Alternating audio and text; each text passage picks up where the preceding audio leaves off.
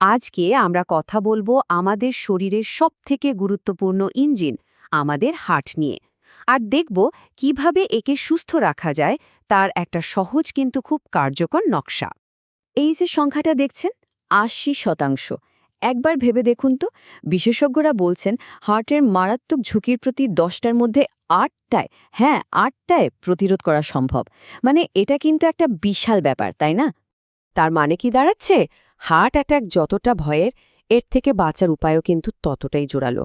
আর সবচেয়ে বড় কথাটা হলো, এই সুরক্ষার দায়িত্বটা কিন্তু অন্য কেউ এসে নিয়ে নেবে না। ক্ষমতাটা আসলে আমাদের নিজেদের হাতেই।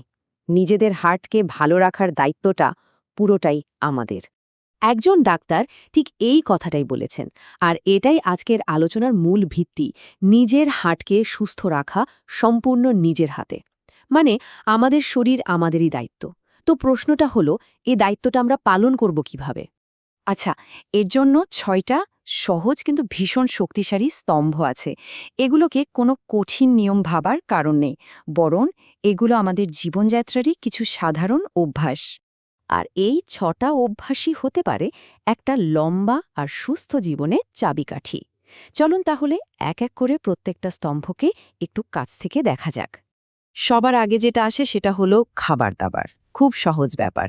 আমরা যা খাই আমাদের শরীরটাও তো সেভাবেই চলে, তাই না? হার্টের স্বাস্থ্যের একেবারে গোড়ার কথাটাই হলো সঠিক খাদ্যাভ্যাস। বিশেষ করে এমন কিছু খাবার আছে যা হার্টের জন্য রীতিমতো শত্রু। যেমন ধরুন, খুব বেশি তেল মশলার খাবার, বাইরের জাঙ্ক ফুড বা প্যাকেট করা প্রসেসড খাবার। এগুলো কি করে? এগুলো ধীরে ধীরে আমাদের রক্তনালীর ভেতরে জমতে থাকে, ঠিক যেন একটা পাইপের ভেতরে ময়লা জমে যাওয়ার মতো। আর এই ব্লকেজ থেকেই কিন্তু হার্ট অ্যাটাকের আসল ঝুঁকিটা তৈরি হয়। শুধু ভালো খেলেই তো হবে না, শরীরটাকে সচলও রাখতে হবে। মানে খাবারের পাশাপাশি শরীরচর্চা করাটাও হার্টের জন্য ঠিক ততটাই জরুরি।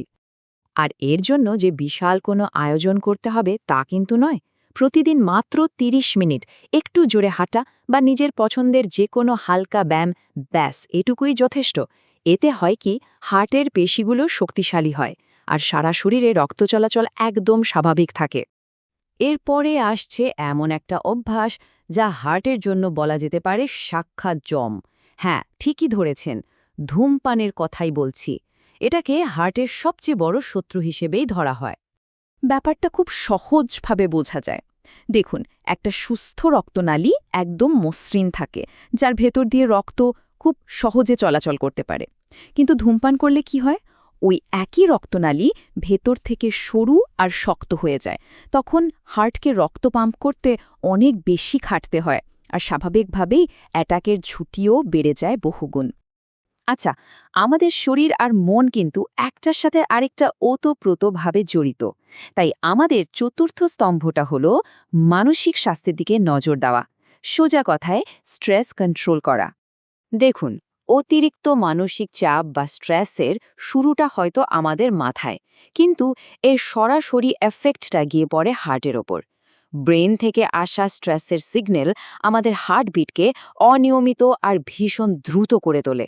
আর দিনের পর দিন যদি এমনটা চলতে থাকে, তাহলে হার্টের ওপর একটা মারাত্মক চাপ তৈরি হয়। তবে ভালো খবর হলো, এর সমাধানও কিন্তু আছে। সাধারণ মেডিটেশন বা কিছুক্ষণ ধরে গভীর শ্বাস-প্রশ্বাস নিলেই এই ক্ষতিকর চক্রটা কিন্তু ভেঙে ফেলা সম্ভব। আমরা যেমন আমাদের গাড়ি বা বাইকের নিয়মিত সার্ভিসিং করাই, ঠিক তেমনি শরীরেরও তো একটা খেয়াল রাখা দরকার, তাই না?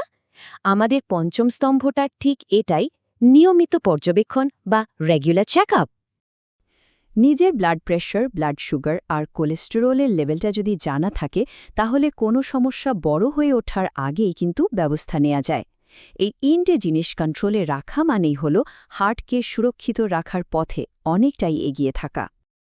আর সবশেষে আসছে এমন একটা বিষয় যেটাকে আমরা প্রায় পাত্তা দিই না, বিশ্রাম। মানে ঠিকঠাক ঘুম।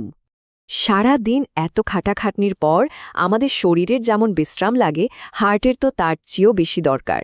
একটা ভালো ঘুমকে বলতে পারেন হার্টের জন্য একটা রিচার্জিং সেশন।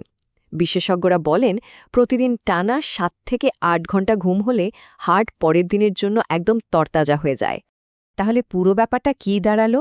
এই যে 6টা স্তম্ভের কথা বলা হলো, এগুলো কিন্তু কোনো রকেট সায়েন্স নয়।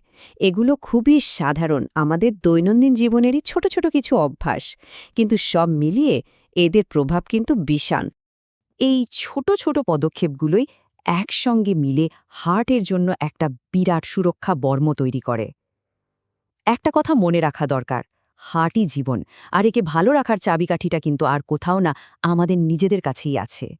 তো এই পুরো আলোচনা শেষে একটাই প্রশ্ন থেকে যায়, এই যে ছোট ছোট অভ্যাসগুলোর কথা বলা হলো, এর মধ্যে কোনটা আজ থেকেই শুরু করে দেওয়া যায়? একবার ভেবে দেখুন তো।